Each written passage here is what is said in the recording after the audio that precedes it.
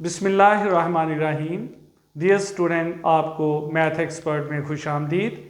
आज मैं आपको एक्सरसाइज 1.1 जिसमें मैट्रिक्स का ऑर्डर, इक्वल मैट्रिक्स और क्वेश्चन नंबर 3 जिसमें हमने ABCD की वैल्यू फाइंड करनी है वो सिखाऊंगा।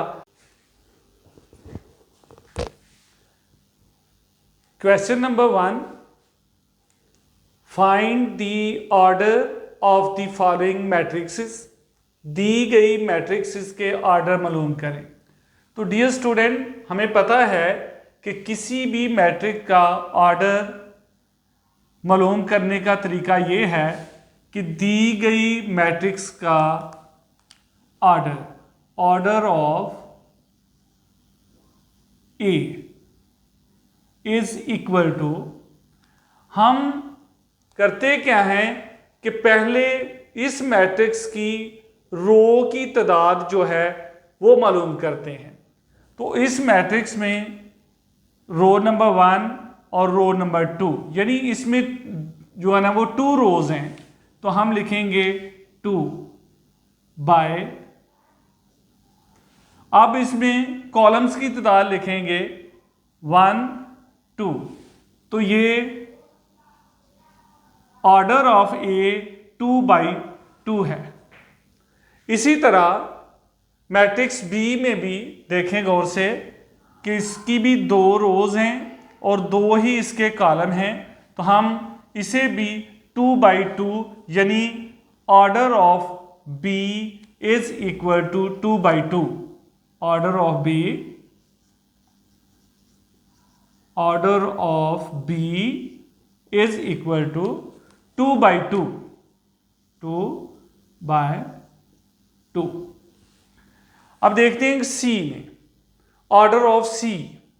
ऑर्डर ऑफ सी क्या है कि इसमें 1 रो है और 2 कॉलम है, तो इसका ऑर्डर क्या होगा? ऑर्डर ऑफ सी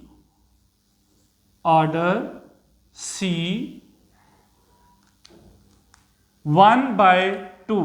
1 रो है इसमें, 1 और 2 इसमें कॉलम है, 1/2। इसी तरह डी मैट्रिक्स, इसमें रोज की तादाद 1 2 3 और कॉलम जो है वो 1 है, तो ऑर्डर ऑफ डी जो होगा वो 3/1 होगा। 3 रोज हैं और 1 कॉलम है इसमें, तो ऑर्डर ऑफ डी जो है, ऑर्डर ऑफ डी 3/1। इसी तरह देखें कि ये ऑर्डर ऑफ ई,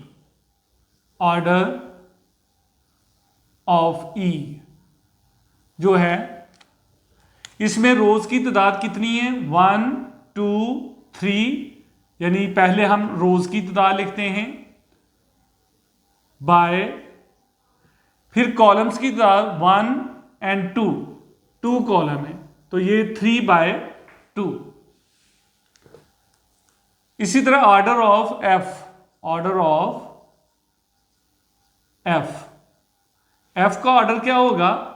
इसमें एक ही रो है और एक ही कॉलम है, तो हम लिखेंगे इसे 1/1।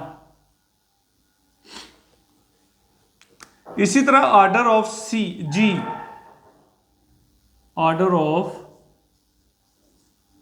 जी, तो देखते हैं ऑर्डर ऑफ जी, यानी पहले रोज की तादाद 1 2 3 बाय, फिर हम कॉलम्स की तादाद 1 2 3, तो ये 3/3। एक अहम बात याद रखें कि जिसमें भी आपकी रोज और जो कॉलम हैं उनकी तादाद बराबर होगी तो वो आपकी स्क्वायर मैट्रिक्स कहलाएगी, जैसा कि ये 3/3 भी एक स्क्वायर मैट्रिक है। आगे जाके अगले लेक्चर में हम पढ़ेंगे। ऑर्डर ऑफ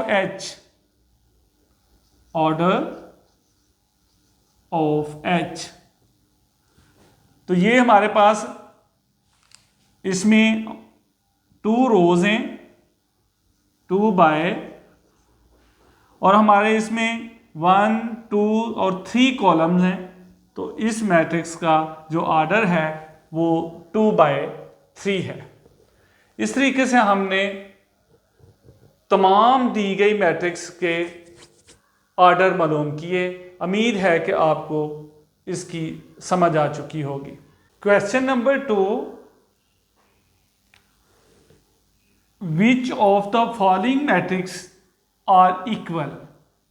दी गई मैट्रिक्स में से कौन कौन सी मैट्रिक्स आपस में इक्वल हैं। तो डियर स्टूडेंट्स, मैट्रिक्स का इक्वल होना उसके लिए लाजमी है कि 2 या 2 से ज़्यादा मैट्रिक्स आपस में इक्वल हो सकती हैं अगर उनके ऑर्डर आपस में सेम हों। यानी अगर ये 1 बाय 1 मैट्रिक्स है तो दूसरी मैट्रिक्स भी 1 बाय 1 होनी चाहिए।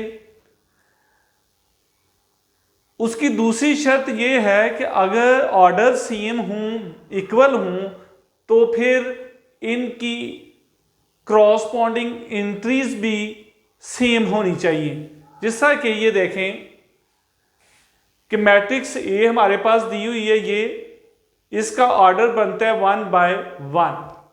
इसी तरह एक मैट्रिक्स सी है जिसका ऑर्डर भी इस शेप में लिखा हुआ है, लेकिन इसका मतलब ये है कि इसको हम मुख्तसर करें, सिंपल करें, तो ये बनता है 5 - 2 3, यानी कि इसका ऑर्डर भी 1 बाय 1 है और इसकी एंट्री भी 3 है, तो इसकी एंट्री भी 3 है।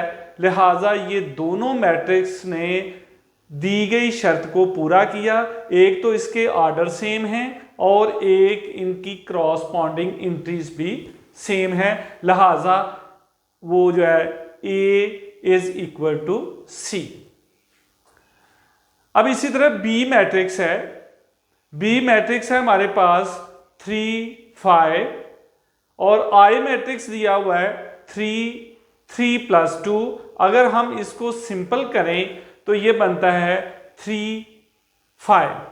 तो देखा जाए तो इसका ऑर्डर भी 1 बाय 2 है, इसका ऑर्डर भी 1 बाय 2 है, और इसमें भी ये जो फर्स्ट एंट्री है फर्स्ट एंट्री के इक्वल है, सेकंड के इक्वल है, लिहाजा B is equal to I। फिर हमारे पास मैट्रिक्स हैं E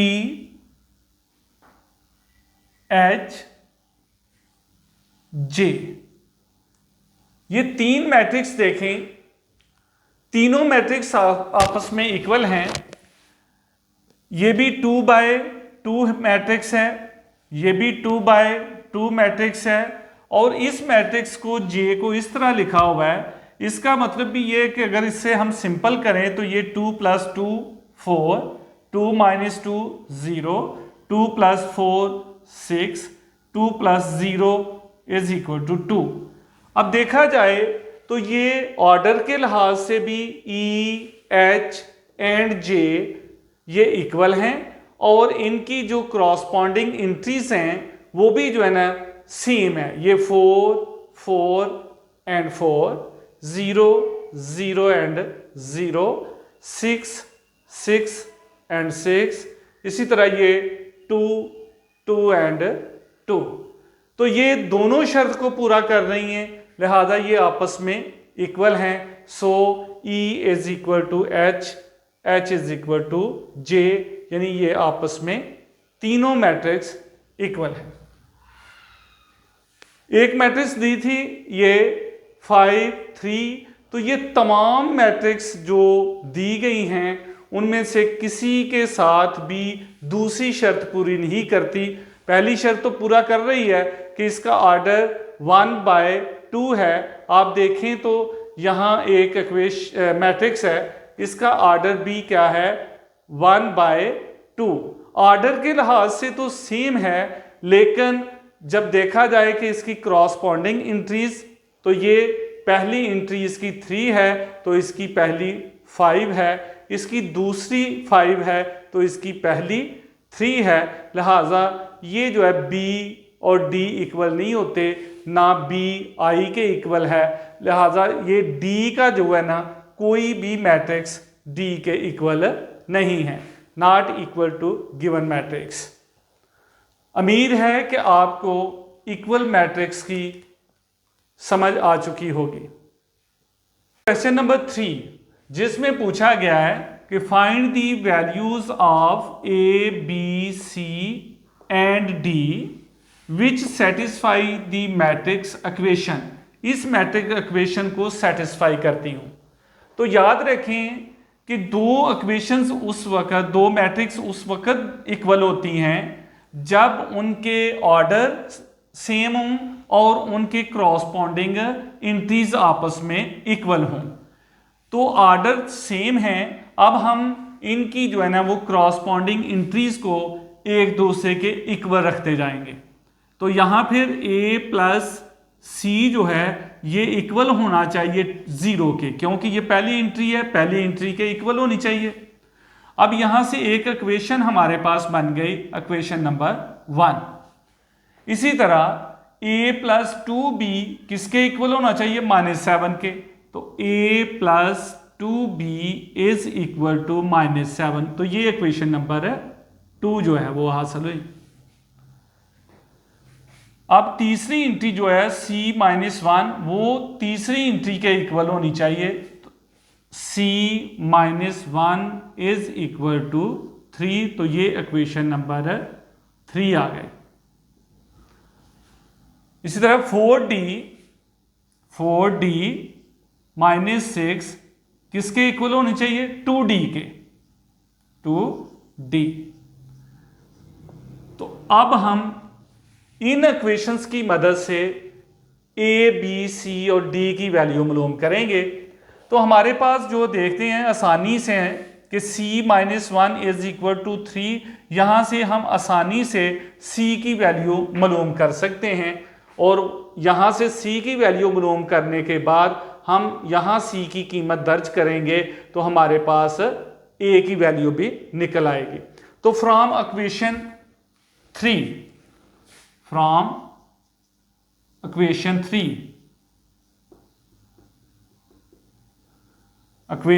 से क्या होगा कि c-1 इज इक्वल टू 3, तो ये आ जाएगा हमारे पास c इज इक्वल टू, ये -1 है, उधर जाके +1 हो जाएगा, 3 + 1, तो ये आ जाएगा 4। तो c की वैल्यू क्या आ गई हमारे पास, 4 आ गई वैल्यू, c की वैल्यू हमारे पास 4 है। अब हम यही c की वैल्यू इक्वेशन 1 में दर्ज करेंगे तो यहां से a की वैल्यू हासिल करेंगे। तो put the value of c in equation 1, put c is equal to 4 in equation 1, in equation 1।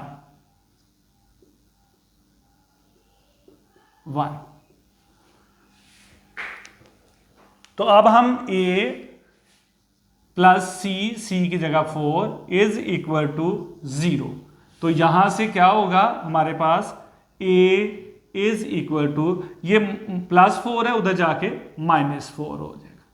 तो हमारे पास a की वैल्यू क्या आ गई, -4। अब देखें कि इक्वेशन 2 में अगर हम a की वैल्यू दर्ज करें तो हमारे पास b की वैल्यू हासिल होगी। तो फिर put a is equal to -4 in equation 2, in equation 2। तो यहां a की जगह हम -4 दर्ज करेंगे, -4 plus 2b is equal to -7, तो यहां से होगा 2b इज इक्वल टू -7, ये माइनस का 4 है, उधर जाके प्लस का 4 हो जाएगा, और ये माइनस का 3 जो है ना वो बचेगा। तो हमारे पास आ गया 2b इज इक्वल टू -3। तो यहां से b की वैल्यू क्या आ जाएगी, ये 2 इसके साथ मल्टीप्लाई हो रहा है, इधर जाके डिवाइड हो जाएगा, तो -3/2 -3/2 जो है ना वो वैल्यू आ गई। अब हमारे पास d की वैल्यू मालूम करनी है, तो d की वैल्यू हम यहां से ही जिस तरह c की वैल्यू निकाली थी यहां से d की वैल्यू भी निकल आएगी आसानी से। तो हम ये 2d को इधर ले आएंगे फ्रॉम इक्वेशन